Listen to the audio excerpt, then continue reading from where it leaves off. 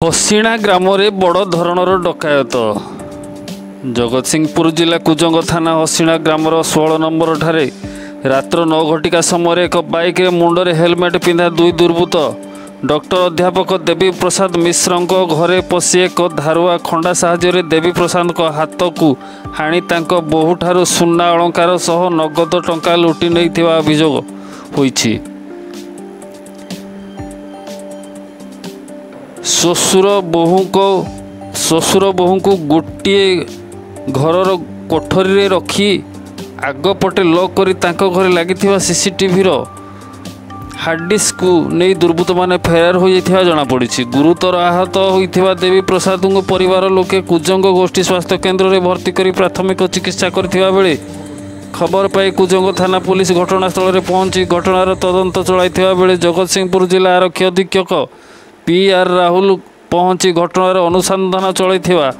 जणा पड़िछि। जगतसिंहपुर ज्योतिरंजन परिडा रिपोर्ट जागृत भारत न्यूज। देवी प्रसाद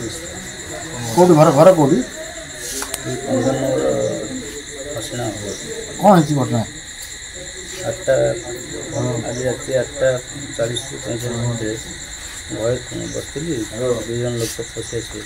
अजना लोक हाथ में कंडा रखिए से कौन मैंने मुह घूरी थे ना हेलमेट जन पिंधा आ खोला नथिला आगे मत हाणी देले चोट पकड़ कौन हाणी से जो था बस बस बंद हो आउ थे हाणी रखी चाकरी मोबाइल मैंने आप जहाँ रखी सब दियो शीघ्र बाहर कर ना हाणी पुणी पकड़ बहु को धरी हाथ चेन बुद्धि काच जहाँ था सब ओल्ल मत जबरदस्त टाणी से पकड़ पकड़ा पर गाधे चार्टा खोली जहाँ थी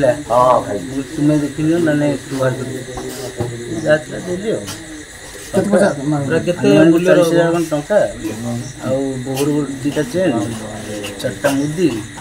कान फुल हाथ चूड़ी पाखा केते टका मूल्य 2 लाख टका आप विरोध कल मत घरे पूरी देखी आଗୁଆ दे विरोध करने समय देनी विरोध कर अवस्था में नी बुझे प्रथम चोटा पर पूरा भेन कटिगला रक्तटा बहुत मत आଗୁଆ ताला दे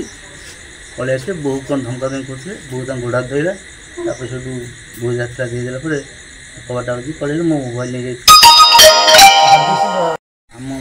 राति 1:55 मो घर आसी बाइक चोरी कर मुझे भुवनेश्वर फेरला बेलू से बाइकटा छाड़ी पड़े मत देखी मुझे कथा एफआईआर